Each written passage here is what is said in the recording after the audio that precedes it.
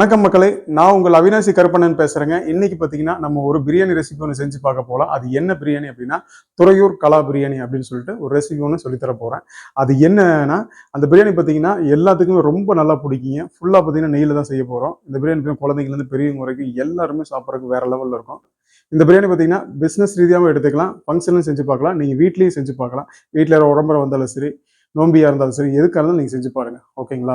இப்போ அந்த பிரியாணிக்கு தேவையான பொருள் என்னென்னு பார்த்துருவோம். அந்த பிரியாணி எப்படி செய்யணும் அப்படின்னு சொல்லிட்டு நான் சொல்லிடுறேன். இந்த பிரியாணிக்கு உண்டான பட்டை, ஏலக்காய், கிராம்பு, மசால் பார்த்தீங்கன்னா நான் சொல்லித்தர போகிறேன். ஒரு 100 கிராம் குவான்டிட்டிக்கு அரைச்சி வச்சுக்கலாம். அவ்வளோ நமக்கு யூஸ் ஆக போகிறது இல்லைங்க. அதுலேருந்து கொஞ்சம் மட்டும் எடுத்துக்கலாம். நீங்கள் அடுத்த டைம் பிரியாணி செய்யும் போது அதை வந்து யூஸ் பண்ணிக்கலாம். அதுக்குண்டான குவான்டிட்டி மட்டும் நான் என்னென்னு சொல்லிடுறேன். இந்த குவான்டிட்டி வந்து கரெக்டாக கணக்கு எடுத்து வச்சுக்கோங்க. உங்களுக்கு கரெக்டாக யூஸ் ஆகும். இப்போ பட்டை பார்த்தீங்கன்னா நயம் பட்டை நம்பர் 1 குவாலிட்டி எடுத்துருக்குங்க. நீங்கள் குவாலிட்டி வந்து நல்ல குவாலிட்டி எடுத்துக்கங்க. 100 கிராம் பட்டை எடுத்திருக்கேன். அடுத்து பார்த்தீங்கன்னா ஏலக்காய் எடுத்திருக்கேன். பார்த்தீங்கன்னா 8 mm ஏலக்காய் எடுத்துக்கங்க. அப்போ தான் வந்து விதை வந்து கொஞ்சம் பெருசாக இருக்கும். அரைச்சிங்கனாலும் பார்த்தீங்கன்னா ஸ்மெல் வந்து ரொம்ப நல்லா இருக்கும். ஓகேங்களா? இப்போ வந்து 70 கிராம் ஏலக்காய் எடுத்திருக்கேங்க. கிராம்பு இது பார்த்தீங்கன்னா இது வந்து நம்பர் 1 குவாலிட்டி எடுத்துக்கங்க. இது பார்த்தீங்கன்னா ஒரு 20 கிராம் கிராம்பு எடுத்திருக்கேன். இந்த அளவுக்கு அதை வந்து மிக்ஸ் பண்ணிடலாம். அடுத்து பார்த்தீங்கன்னா அன்னாச்சி மூக்கு பார்த்தீங்கன்னா ஒரு 5 கிராம் அளவுக்கு எடுத்திருக்கேன். மராட்டி மூக்கு பார்த்தீங்கன்னா ஒரு 5 கிராம் எடுத்துக்கலாங்க. அடுத்தது சாய் ஜீரா, இது எல்லா கடையிலும் கிடைக்கும், நீங்க கேட்டு வாங்கிக்கிங்க. இது ஒரு 5 கிராம் எடுத்துக்குவோம். மிக்ஸ் பண்ணிக்கலாம். இதை வந்து மிக்சியில் வந்து போட்டு கிரைண்ட் பண்ணி எடுத்துக்கலாம். முடிஞ்ச வரைக்கும் பார்த்தீங்கன்னா அந்த பவுடர் ரொம்ப நைஸாக இருந்தால் தான் பிரியாணியில் எல்லா இடத்துலையும் நல்லா ஸ்ப்ரெட் ஆகும். அந்த டேஸ்ட் வந்து எல்லாத்துக்கும் ஈவனாக இருக்கும். சில பேர் பார்த்தீங்கன்னா 1க்கு 2 அடிப்பாங்க. அந்த மாதிரி போட்டோம்னா அந்த டேஸ்ட் வராது. இந்த பிரியாணிக்கு நல்லா நீங்கள் நைஸ் அடிச்சுக்கங்க.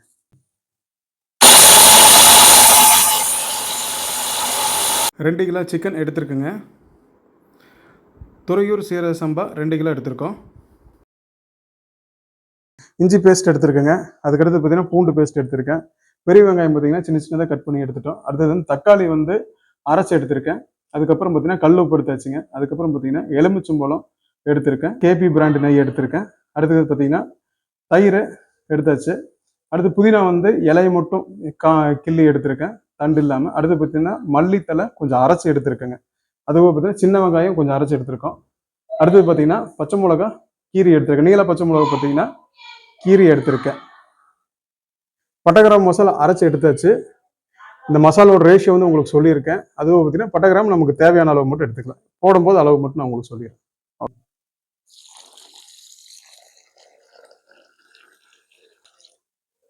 இப்போ அரிசி எடுத்துருக்கீங்களா, அந்த அளவு வந்து அந்த அளவுல இருந்து 2 பங்கு தண்ணி சேர்த்து எடுத்துங்க. அப்போ தான் பார்த்தீங்கன்னா உங்களுக்கு வந்து அரிசி நல்லா ஊறும். தண்ணி பார்த்தீங்கன்னா எல்லா இடத்துலையும் நல்லா மிக்ஸ் ஆகும். அரிசி விரிகிறதுக்கு நல்லா ஸ்பேஸ் கொடுக்கணும். அப்போ தான் பார்த்தீங்கன்னா நமக்கு அரிசி நல்லா தண்ணி உறிஞ்சு நிற்கும். 20 நிமிஷம் ஊறினா போதுங்க. உங்களுக்கு அரிசி வந்து நல்லா கழிஞ்சு விட்டுக்கலாம். கழிஞ்சு விட்டது ஏன் அப்படின்னா எல்லா இடத்துலையும் பார்த்தீங்கன்னா தண்ணி ஈவனாக பார்த்தீங்கன்னா இறங்கும். அதுக்காக தான். அரிசியில் இருக்கிற குப்பெல்லாம் மேலே வந்துடும். தண்ணியை வடிச்சிக்கலாம். 2 டைம் அலசிக்கலாம். நம்ம 2 கிலோ அரிசி எடுத்துருக்கேங்க. ஓகேப்பா, இது வந்து 1 கிலோ அரிசி. இந்த அளவு பார்த்தீங்கன்னா சொல்லியிருக்கேன். 1 கிலோ அரிசிக்கு பார்த்தீங்கன்னா 1.5 தண்ணி எடுக்கணும். அதுதான். இப்போ 1 கிலோ அரிசிக்கு 1.5 தண்ணி அடிக்கிறீங்க. அதே தான். இப்போ இன்னொரு அளவு நான் உங்களுக்கு சொல்லி கொடுக்குறேன். ஒன்றும் இல்லை. இப்போ இந்த கப்பு விட்டுட்டு இந்த கப்பில் நீங்கள் எடுக்கிறீங்கன்னு வச்சுக்கிங்களேன். இதில் ஃபுல்லாக எடுக்கிறீங்க. ஒரு 3/4 கிலோ ஒரு அளவுக்கு ஒரு கணக்குக்கு சொல்கிறேன். இதில் ஒரு 3/4 கிலோ இருந்துச்சுன்னா இந்த 3/4 கிலோ அரிசி தான் நீங்கள் வந்து போடுறீங்க அப்படின்னா இதில் 1 கப்பு, இதில் இன்னும் ஒரு 1/2 கப்பு எடுத்துக்கங்க. இதில் 1.5 கப்பு எடுத்துக்கங்க. அதுதான் கணக்கு. ஓகே சரி. இந்த படியில் வந்து ஃபுல்லாக ஒரு படி எடுக்கிறீங்கன்னா இந்த படியில் 1.5 படி தண்ணி ஊற்றிக்கிங்க. அதுதான் அளவு. நீங்கள் 3/4 கிலோ எடுத்தாலும் சரி, 1/2 கிலோ எடுத்தாலும் சரி, இல்லை 2 கிலோ எடுத்தீங்கனாலும் சரி, நீங்கள் எடுக்கிற அளவு பாத்திரத்துலேருந்து 1.5 பங்கு தண்ணி ஜாஸ்தி ஊற்றுனீங்கன்னா போதும். அவ்வளோதான். ஒரு படிக்கு 1.5 தண்ணி ஊற்றுனீங்கன்னா கரெக்டாக இருக்கும். உங்களுக்கு ஜீரக சம்பா ரைஸ் நீங்கள் கண்ணை மூடிட்டு போடலாம். எதை பற்றி நீங்கள் யோசிக்கவே வேண்டியதில்லை. அதுக்கு தான் இந்த 3 அளவுமே சொல்லிட்டேன்.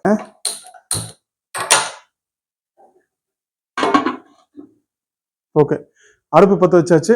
இப்போ வந்து பிரியாணி வந்து ஸ்டார்ட் பண்ணலாம். இப்போ பார்த்தீங்கன்னா நம்ம வந்து ஆல்ரெடி நான் உங்களுக்கு சொல்லி கொடுத்துருப்பேன். அந்த தம்மில் வந்து நெருப்பு போட்டு அதில் வந்து தம் கறியில் வந்து நம்ம தம் போடுவோம். இது அப்படி இல்லை. நீங்கள் வீட்டில் வந்து ஈஸியாக செய்யணுன்றக்காக இதை சொல்லிக் கொடுக்குறேன்.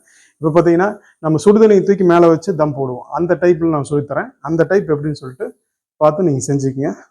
சட்டி காஞ்சிருச்சுங்க. இப்போ 1 கிலோக்கு பார்த்தீங்கன்னா 250 ml, 2 கிலோ அரிசிக்கு பார்த்தீங்கன்னா 500 ml நெய் போட்டாச்சு. நெய் வந்து நல்லா காஞ்சிருச்சுங்க. இப்போ பார்த்தீங்கன்னா நம்ம அரைச்சு வச்ச பட்டை கிராம் மசாலா அந்த ரேஷியோ சொல்லியிருப்பேன். அதுலேருந்து பார்த்தீங்கன்னா 1 கிலோ ரைஸுக்கு பார்த்தீங்கன்னா 10 கிராம் பட்டை கிராம் மசாலா எடுத்திருக்கேன். இப்போ 2 கிலோ ரைஸுக்கு பார்த்தீங்கன்னா 20 கிராம் பட்டை கிராம் மசாலா எடுத்திருக்கேன். அதை வந்து நெய் காஞ்ச உடனே போட்டுடலாம்.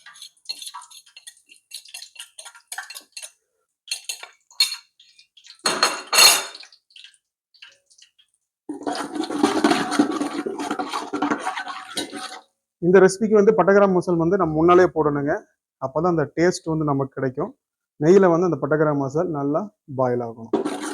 பட்டை கிராம் மசால் நல்லா பாயில் ஆயிடுச்சு. இப்போ பார்த்தீங்கன்னா பெரிய வெங்காயம் வந்து 1 கிலோக்கு வந்து 100 கிராம் எடுத்திருக்கேன். 2 கிலோக்கு பார்த்தீங்கன்னா 200 கிராம் பெரிய வெங்காயம். கொஞ்சம் சின்ன சின்னதாக கட் பண்ணி போட்டுக்கலாம். இப்போ பார்த்தீங்கன்னா பட்டை கிராம் ஏலக்காவோட மனம் பார்த்தீங்கன்னா அருமையாக இருக்கும். ஏன்னா இந்த பிரியாணிக்கு பார்த்தீங்கன்னா ஏலக்காய் வந்து கொஞ்சம் கூட சேர்த்திருப்போம். பார்த்தீங்கன்னா அந்த ஃப்ளேவர் வந்து வேற லெவலில் இருக்கும் உங்களுக்கு. பட்டை கிராம் ஏலக்காய் கிராம் பார்த்தீங்கன்னா நெய்யில் வேகிறதுக்கு இந்த மனம் பார்த்தீங்கன்னா ரொம்ப நல்லா இருக்குது. இப்போ வெங்காயம் வேகும்போது பார்த்தீங்கன்னா பட்டை கிராம் வந்து லைட்டாக அடி பிடிக்கும். அந்த சமயத்தில் கொஞ்சம் கிளறிக்கிட்டே இருங்க. கொஞ்சம் கிளறிக்கிட்டே இருக்கணும். அடி பிடிக்கிறதுக்கு மட்டும் விடக்கூடாது. பிரியாணி கொஞ்சம் டஃப்பாக தான் இருக்கும். பட் பார்த்தீங்கன்னா டேஸ்ட் வந்து வேற லெவலில் இருக்கும். பெரிய வெங்காயம் ஒரு 80% பார்த்தீங்கன்னா அப்படியே சுருங்குற கண்டிஷனுக்கு வந்திருக்கும். அந்த சமயத்தில் பார்த்தீங்கன்னா சின்ன வெங்காயம் பார்த்தீங்கன்னா 1 கிலோக்கு பார்த்தீங்கன்னா 50 கிராமு, 2 கிலோக்கு பார்த்தீங்கன்னா 100 கிராம் பார்த்தீங்கன்னா அரைச்சி எடுத்திருக்கேன். அதை வந்து இந்த சமயத்தில் கரெக்டாக ஆட் பண்ணிக்கலாம்.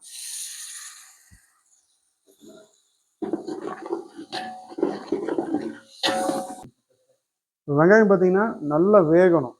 நீங்கள் வேகாமல் விட்டீங்கன்னா நசன்னு இருக்கும். பிரியாணி பார்த்தீங்கன்னா ரொம்ப சொத நசன்னு இருக்கும். அந்த டேஸ்ட் வராது. வெங்காயம் முடிஞ்ச வரைக்கும் பார்த்தீங்கன்னா நல்லா வேக வச்சுக்கோங்க.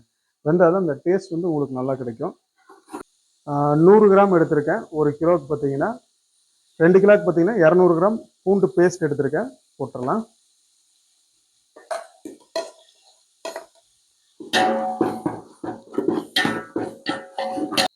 அடுத்து பார்த்தீங்கன்னா இஞ்சி பேஸ்ட்டு 1 கிலோவுக்கு பார்த்தீங்கன்னா 80 கிராமுங்க. 2 கிலோவுக்கு பார்த்தீங்கன்னா 160 கிராம் எடுத்திருக்கேன்.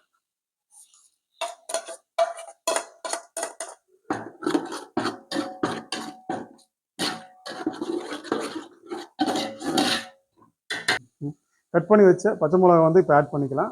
ஒரு 3 மிளகா கட் பண்ணி வச்சுருந்தேன். அந்த பச்சை மிளகா பார்த்தீங்கன்னா நம்ம இப்போ ஆட் பண்ணிக்கலாம். தக்காளி பார்த்தீங்கன்னா அரைச்சி எடுத்திருக்கோம். இது வந்து நைஸாக அரைக்க வேண்டாம். கொஞ்சம் லைட்டாக விட்டு அடிச்சிங்கன்னா போதும். மிக்சியில் விட்டு அடிச்சிங்கன்னா கொஞ்சம் பார்த்தீங்கன்னா லைட்டாக அடிக்காமல் இருக்கும் உங்களுக்கு. அந்த மாதிரி இந்த பக்குவத்தில் அடிச்சிங்கன்னா போதும். இந்த பிரியாணிக்கு வந்து இந்த மாதிரி போட்டிங்கன்னா அந்த டேஸ்ட் கிடைக்கும். இந்த மாதிரி வந்து நீங்கள் தக்காளி அரைச்சி போட்டுங்க. 1 கிலோவுக்கு பார்த்தீங்கன்னா நான் 100 கிராம் தக்காளி எடுத்திருக்கேன். 2 கிலோவுக்கு பார்த்தீங்கன்னா 200 கிராம் தக்காளி. இப்போ வந்து அதை ஆட் பண்ணிக்கலாம்.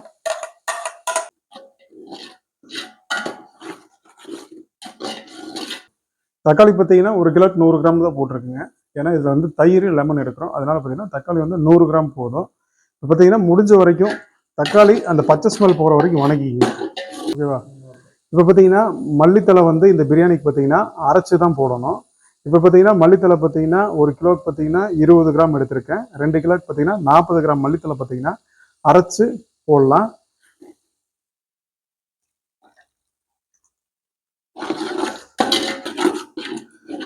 மல்லித்தலை வந்து அரைச்சி போடுறங்காட்டி பார்த்தீங்கன்னா உங்களுக்கு டேஸ்ட் வந்து டிஃப்ரெண்ட்டாக இருக்கும். ரெண்டாவது பார்த்தீங்கன்னா அந்த கலர் வந்து கிடைக்கும் உங்களுக்கு.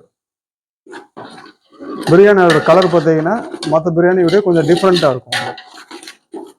அளவு மல்லித்தலை கரெக்டாக அந்த அளவு போட்டுக்குங்க. அதுக்கு மேலே போட்டிங்கன்னா கசப்படிச்சிடும். ஒரு மாதிரி அந்த டேஸ்ட் மாறும். அதனால் வந்து இந்த அளவு போட்டிங்கன்னா உங்களுக்கு கரெக்டாக இருக்கும். புதினா வந்து முழுசாக தான் போடணும், அரைக்கக்கூடாது. அரைச்சா கொஞ்சம் கசப்படிக்கும். அதனால் பார்த்தீங்கன்னா இந்த பிரியாணிக்கு பார்த்தீங்கன்னா புதினா வந்து முழுசாகவே போட்டுக்கலாம். இலை மட்டும்தான் எடுத்திருக்கேன். உங்களுக்கு பார்த்தீங்கன்னா தெரியும், தண்டெல்லாம் வரக்கூடாது. இலை மட்டும் தனித்தனியாக பிச்சு எடுத்திருக்கேன். 1 கிலோக்கு பார்த்தீங்கன்னா 10 கிராம் புதினா எடுத்திருக்கேன். 2 கிலோக்கு பார்த்தீங்கன்னா 20 கிராம் புதினா ஆட் பண்ணிக்கலாம்.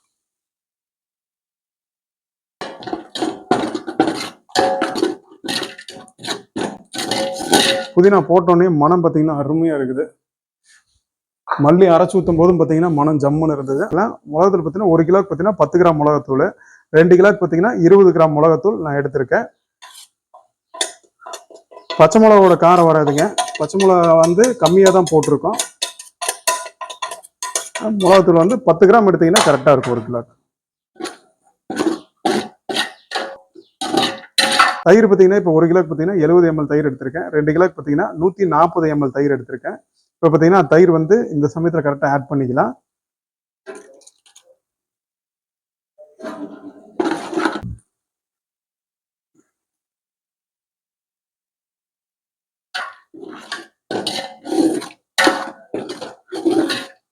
ரெண்டு கிலோ சிக்கன் பார்த்தீங்கன்னா 30 கிராம் பீஸ் போட்டு எடுத்திருக்கேன். பீஸ் வந்து உடையாது. இதை விட சின்னதாக 20 கிராம் பீஸ் போட்டீங்கன்னா கண்டிப்பாக பீஸ் வந்து உடையும். சாப்பிட்றவங்க எல்லாத்துக்குமே பீஸ் ஒரு 3 பீஸ் 2 பீஸ் அந்த மாதிரி பார்த்தீங்கன்னா ஒரு கோழியை வந்து அப்படியே வாங்கி வெட்டியிருக்கோம். முழு கோழி வந்து ஒரு 2 கோழி வாங்கி வெட்டியிருக்கோம். அப்போ என்னன்னா அதில் வந்து அந்த நெஞ்சு பீஸ் வந்துருக்கு. நமக்கு நெஞ்சு பீஸ் வந்து எலும்பில்லாத பீஸாக இருக்கும். இந்த பீஸ் வந்து கொஞ்சம் வேகறதுக்கு கொஞ்சம் லேட் ஆகும். இந்த பீஸ் பார்த்தீங்கன்னா எலும்பு பீஸ் பார்த்தீங்கன்னா கொஞ்சம் சீக்கிரம் வந்துடும். இப்போ பார்த்தீங்கன்னா அது எப்படி போடணும்னு ஒரு மெத்தட் இருக்கு. அந்த மெத்தட் சொல்லித்தரேன். அந்த மாதிரி போட்டீங்கன்னா கொஞ்சம் ஈஸியாக இருக்கும் உங்களுக்கு. சக்க பீஸ் மட்டும் தனியாக பிரித்து எடுத்துருவோம். ஏன்னா அந்த அளவுக்கு வந்து இதை வேக்காடு விட்டோம்னா எலும்பு பீஸ் வந்து ரொம்ப வெந்துருங்க. வெறும் எலும்பு தான் வரும் உங்களுக்கு. அதனால பார்த்தீங்கன்னா இந்த சக்க பீஸை வந்து முடிஞ்ச வரைக்கும் பார்த்தீங்கன்னா தனியாக பிரித்து வேக போட்டுடலாம். இந்த எலும்பு இல்லாத சக்க பீஸ் இருக்குது. இந்த பீஸை பார்த்தீங்கன்னா தனியாக பிரித்து எடுத்து ஃபஸ்ட்டு இதை வேக விட்டுடலாம். இது ஒரு 8 நிமிஷம் வெந்துருச்சுன்னா அதுக்கப்புறம் அந்த எலும்பு பீஸை போட்டு வேக வைக்கும்போது அந்த கரெக்டாக இருக்கும். அந்த ஈவனாக கொஞ்சம் சிரமம் பார்க்காம போடுறது ரொம்ப நல்லாயிருக்கும் உங்களுக்கு. சின்ன சின்ன குவான்டிட்டிக்கு வீட்டில் செய்கிறதுக்கு ஓகே. பெரிய குவான்டிட்டிக்கும் இந்த மாதிரி ட்ரை பண்ணாலுமே அது நம்ம பண்ணலாம். நான் அந்த மாதிரி தான் ட்ரை பண்ணிட்டு இருக்கேன். ஃபஸ்ட்டு இதை போட்டுருவோம்.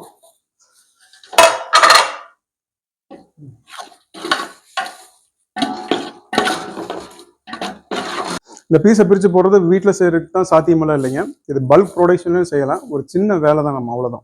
ஏன்னா பீஸ் வந்து எல்லாத்துக்குமே போகும். பீஸ் வந்து உடையவே உடையாது. நீங்கள் இந்த பீஸை கனெக்ட் பண்ணிங்கன்னா எலும்பு பீஸ் உடையும். அதனால் பார்த்தீங்கன்னா இந்த மாதிரி போடுறது வந்து ரொம்ப நல்லது. எலும்பு பீஸ் வந்து எப்பவுமே சீக்கிரம் வந்துடும்.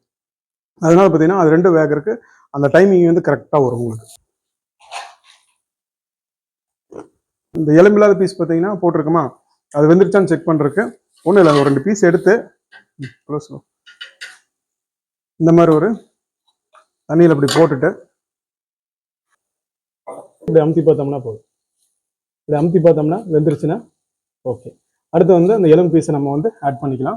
இதை வந்து நான் போடலைங்க, தனியாக எடுத்துட்றேன். உங்களுக்கு காமிக்கணுன்றக்காக தான் இதை வந்து நான் பீஸ் எடுத்து நான் செக் பண்ணேன். அந்த எலும்போடு இருக்கிற சிக்கனை வந்து ஆட் பண்ணிக்கலாம்.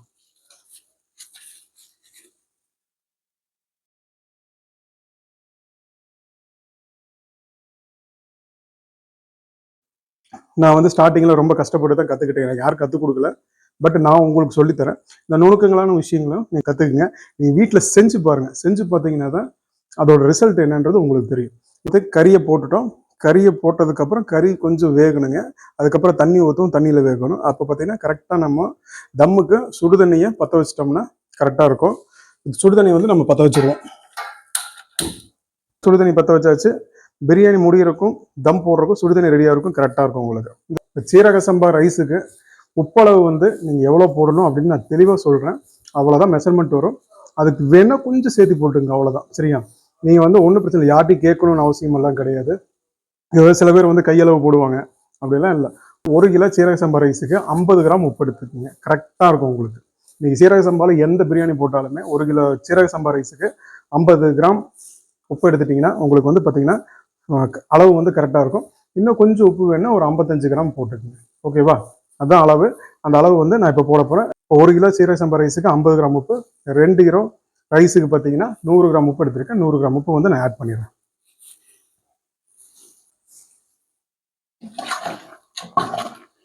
மசாலா வந்து கறி கொஞ்சம் அப்படியே நல்லா ஊறணுங்க.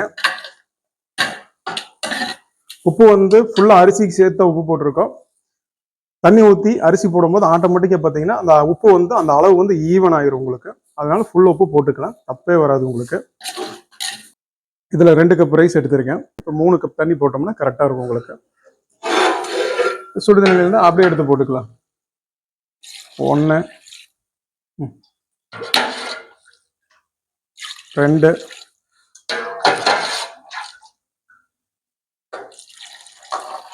3 அளவு தண்ணி போட்டாச்சுங்க. கொதி வர வரைக்கும் பார்த்தீங்கன்னா கொஞ்ச நேரம் வந்து மூடி விட்டுடலாம். தண்ணி வந்து நல்லா கொதி வருதுங்க. இப்போ வந்து எடுத்து விட்டு அரிசியை போட்டு விட்டுறலாம். கறி மட்டும் வெந்துருச்சா ஒரு செக் பண்ணிக்குவோம். ஓகே, கறி வந்து வெந்துருச்சா? ஜம்முன்னு வந்துருச்சுங்க. பாருங்கள், 2ஆக உடையுது. நல்லா கொதி வந்துருச்சு. இப்போ அரிசியை வந்து போட்டோம்னா கரெக்டாக இருக்கும் உங்களுக்கு. பக்கத்தில் வந்து பார்த்தீங்கன்னா சுடுதண்ணி ரெடி ஆகிட்டு இருக்கு. அரிசி பார்த்தீங்கன்னா ஒரு 20 நிமிஷம் நல்லா ஊறிடுச்சுங்க. இப்போ மசாலா ஸ்டார்ட் பண்ணும்போது பார்த்தீங்கன்னா அரிசிக்கு வந்து தண்ணி பிடிச்சிருந்தோம். இப்போ பார்த்தீங்கன்னா 20 நிமிஷம் ஆச்சு. நல்லா அரிசி வந்து தண்ணி நல்லா ஊறிடுச்சுங்க. இப்போ அரிசியை வந்து நம்ம போடலாம்.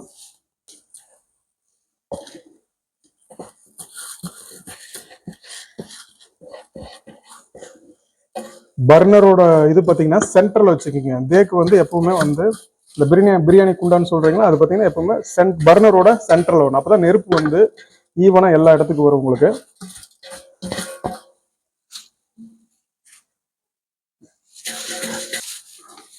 அரிசியை போட்டு அப்படியே லைட்டாக கிண்டி விட்டோம்னா இப்போ பார்த்தீங்கன்னா தெரியும் உங்களுக்கு. பீஸ் எல்லாம் உடையவே கிடையாது, அப்படியே இருக்கு, முழுசாக இருக்கு பாருங்க பீஸ். இப்போ வந்து எலும்பு பீஸ் வந்து அப்படியே முழுசாக இருக்குங்களா, அதே மாதிரி பார்த்தீங்கன்னா இந்த பீஸும் பார்த்தீங்கன்னா முழுசாக இருக்கும் உங்களுக்கு. அந்த எலும்பு இல்லாத பீஸ் பார்த்தீங்கன்னா தெரியும் உங்களுக்கு. கிடைக்க மாட்டேங்கிறானே, வாடாங்க கொஞ்சம்.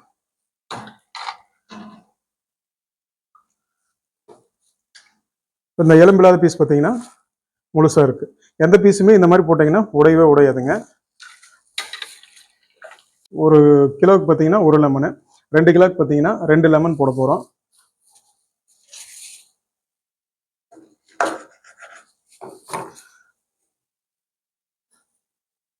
ஓகே, 2 லெமன் எடுத்தாச்சுங்க, புளிஞ்சு போட போகிறேன்.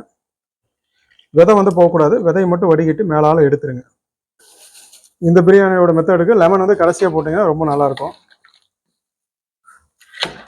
உப்பு செக் பண்ணிக்கலாம். கொஞ்சம் ஆயிலை ஒதுக்கி விட்டு கொஞ்சம் வாட்டர் மட்டும் எடுத்தால் போதும் நமக்கு. ஓகே, உப்பு மட்டும் செக் பண்ணிக்கலாம்.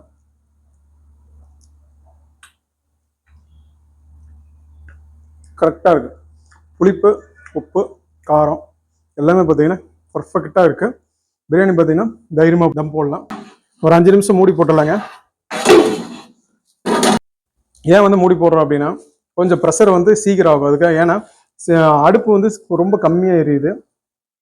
2 கிலோவுக்கு பார்த்தீங்கன்னா இதோட கெப்பாசிட்டி கொஞ்சம் கம்மி. அதனால பார்த்தீங்கன்னா தம் கொஞ்சம் மேலே மூடி போட்டு விட்டுனா அந்த ப்ரெஷருக்கு பார்த்தீங்கன்னா கொஞ்சம் சீக்கிரம் பார்த்தீங்கன்னா பிரியாணி ரெடி ஆகும்.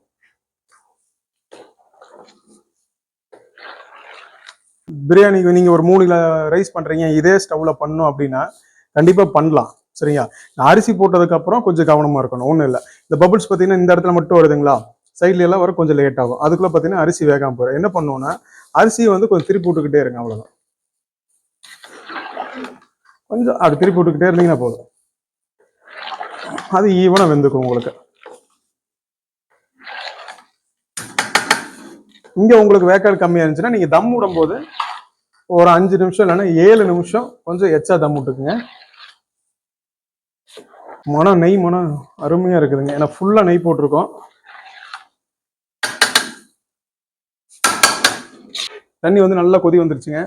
அடுத்தது கரெக்டாக தம் போடுறதுக்கு கரெக்டான ஒரு டைமிங், நான் சொன்ன டைமிங் வந்து கரெக்டாக இருக்கும் உங்களுக்கு. கறி போடும்போது சுடு தண்ணி பற்ற வச்சிங்கன்னா அது தம் எடுத்து வைக்கும் போது உங்களுக்கு கரெக்டாக வந்துடும். நல்லா கொதி வந்துருச்சு.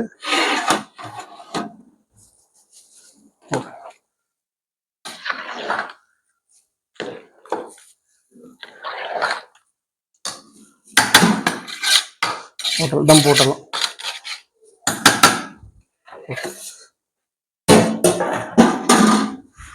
இப்போ பார்த்தீங்கன்னா பிரியாணி கீழே இறக்கி வச்சுட்டு தோசை கல் எடுத்து வச்சுருவோம்.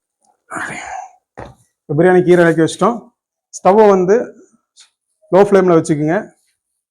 தெரியும், லோ ஃப்ளேமில் இப்படி வச்சிட்டிங்கன்னா ஓகேவா.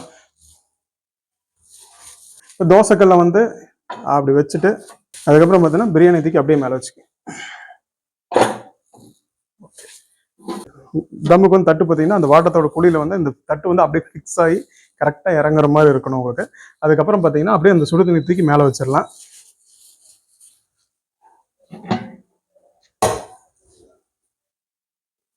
ஓகே, சுடுதண்ணி மேலே வச்சு அதுக்கு மேலே ஒரு மூடியை போட்டு வச்சிரும். அவ்வளோதான் இந்த தம் போடுறது. கீழே வந்து சிம்மில் எரிஞ்சிட்டு கரெக்டாக பார்த்தீங்கன்னா ஒரு 30 நிமிஷம் தம் போடலாம்.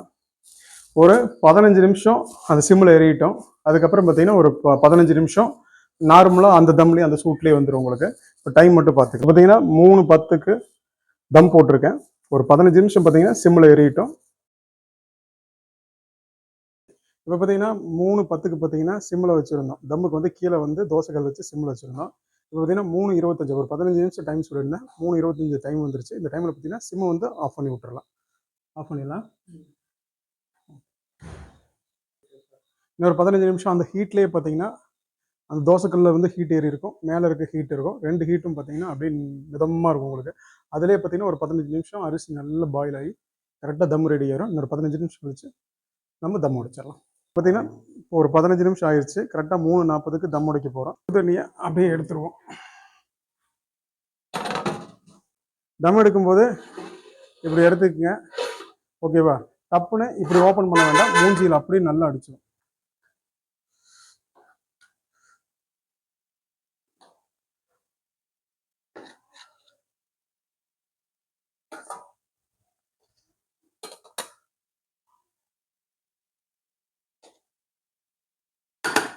பீஸ் பார்த்தீங்கன்னா அப்படியே முழுசாக உடையாமல் வந்திருக்கு.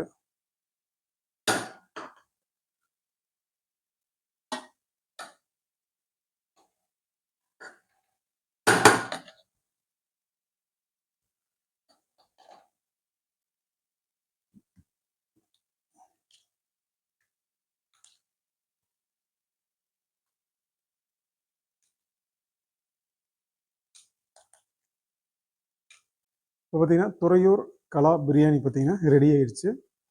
இது வந்து ஃப்ளேவர் வந்து டிஃப்ரெண்ட்டாக இருக்குங்க. ஃபுல்லாக நெய்யில் செய்கிறோம். இப்போ வந்து எல்லா ஐட்டமும் பார்த்தீங்கன்னா தெளிவான ரெசிபி சொல்லி கொடுத்துருக்கேன். உப்பு முதல் கொண்டு எவ்வளோ மெஷர்மெண்ட் போடணும் அப்படின்னு சொல்லி கொடுத்துருக்கேன். இதை ஃபாலோ பண்ணிங்கன்னா பிரியாணி வந்து கரெக்டாக வருங்க.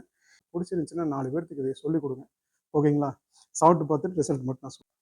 ஆக்சுவலாக ஒரு பீஸு, கொஞ்சம் ரைஸு, கொஞ்சம் தயிர், ஆனியன்